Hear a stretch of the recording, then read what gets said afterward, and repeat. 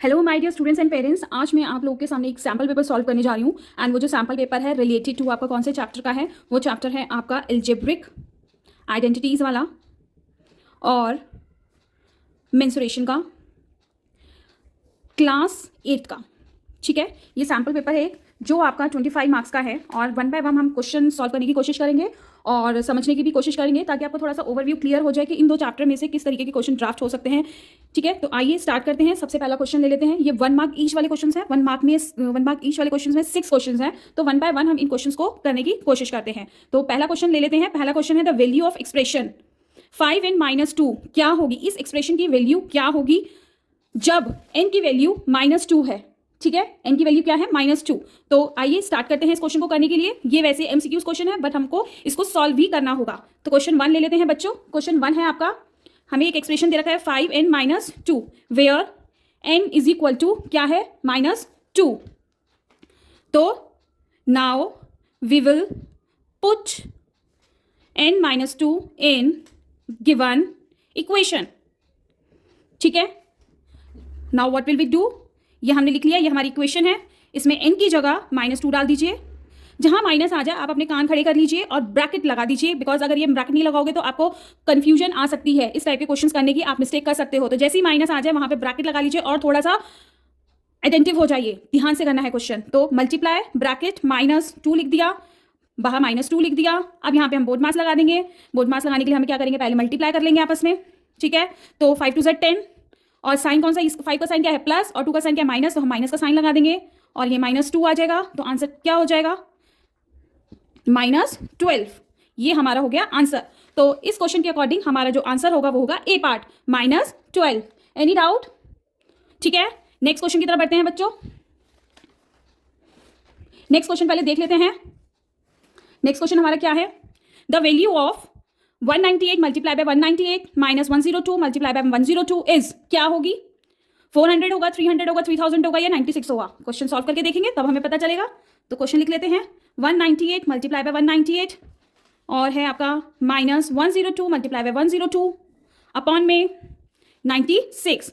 अब बच्चों अगर हम इसे नॉर्मल मेथड से कोशिश करेंगे करने की कि भाई पहले 198 को 198 से मल्टीप्लाई करेंगे, 102 को 102 से मल्टीप्लाई करेंगे, फिर आपस में दोनों को माइनस करेंगे और डिवाइडेड बाय 96 करेंगे, that will be very time taking process. And ये एल्जेब्रा का क्वेश्चन है, तो हमें आइडेंटिटी का यूज़ करना होगा और आइडेंटिटी यूज़ करने के लिए हमें देखना होगा कि हमारे पे यहाँ पे कौन सी आइडेंटिटी यूज़ होगी। तो सबसे पहले इधर साइड में मैं आपको आइडेंटिटीज लिख के बता देती हूँ ताकि आप लोगों को ध्यान रहे। सबसे पहली आइडेंटिटी होती है a + b का whole square, a² + b² + 2ab। ठीक है, दूसरी आइडेंटिटी होती है a - b का whole square, a² + b² - 2ab। और तीसरी आइडेंटिटी होती है एक ये वाली होती है जो हमारी इस क्वेश्चन में यूज़ होने वाली है, a + b a - b, a + b a + b bracket a - b। ठीक है, अब हम इस क्वेश्चन में ये वाली आइडेंटिटी यूज कर रहे हैं और हम देख सकते हैं वेयर a = 198 एंड b = 102। और हम ये सिर्फ न्यूमरेटर में आइडेंटिटी यूज कर रहे हैं। We are keeping the denominator as it is, हम उसमें कोई चेंजेस नहीं कर रहे हैं। ठीक है, तो इस हिसाब से हमारी क्या आइडेंटिटी बन गई, ये हो गया a × a - b × b। तो ये आइडेंटिटी क्या बन गई हमारी, 198 का स्क्वायर -102 का स्क्वायर अपॉन में 96। ठीक है, अब हम इसे ये वाली फॉर्म में लिख देंगे, 198 + 102 ब्रैकेट 198 + -102, बिकॉज हमने प्लस यहाँ ले लिया तो यहाँ माइनस लेंगे और डिवाइडेड बाय 96।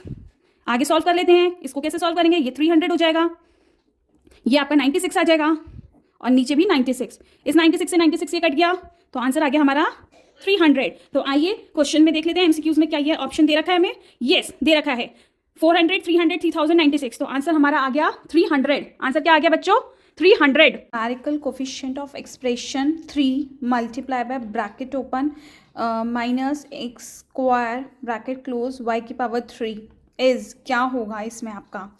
तो क्या हो जाएगा, आइए देख लेते हैं।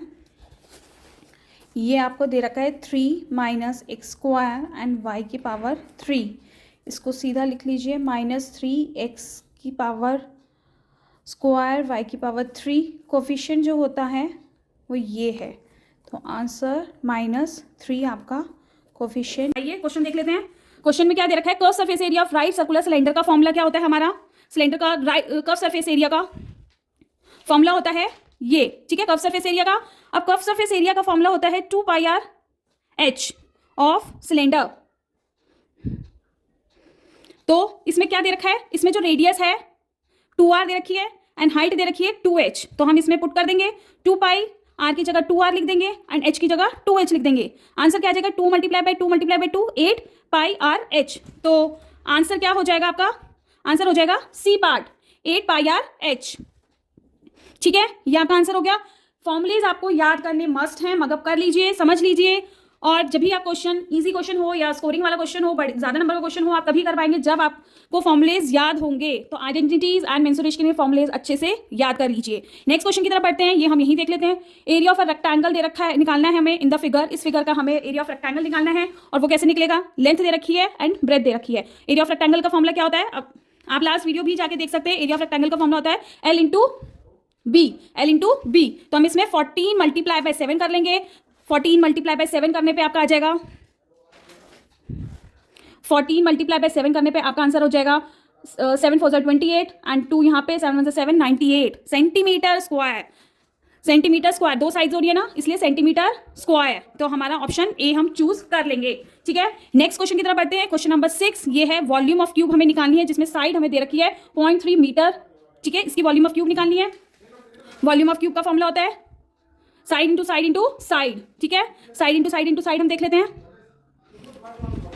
तो 0.3 मल्टीप्लाई बाय 0.3 मल्टीप्लाई बाय 0.3। ठीक है, पहले तो मीटर क्यूब लगा दो, मीटर में दे रखा है क्वेश्चन में, है ना, तो मीटर क्यूब लगा दीजिए। 3 3 9 9 3 27 लिख दो पहले। ठीक है, पॉइंट की मल्टीप्लिकेशन बता रही हूँ कैसे करना है बच्चों। ठीक है, पहले सिंपल मल्टीप्लाई कर लो इग्नोरिंग द पॉइंट्स। अब पॉइंट्स के बाद जितने नंबर उनको काउंट कर लो आपस में 1 2 3, तो 1 2 3 नंबर छोड़ के पॉइंट लगा दो, तो आंसर आ गया 0.027 मीटर क्यूब।